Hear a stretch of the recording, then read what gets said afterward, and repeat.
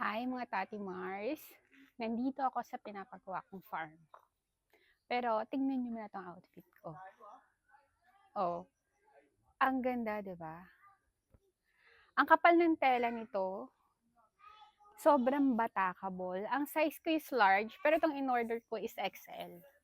Ang ganda ng fitting niya. Oh, malaki naman yung banat niya. Sobrang mabanat and makapal ang tela.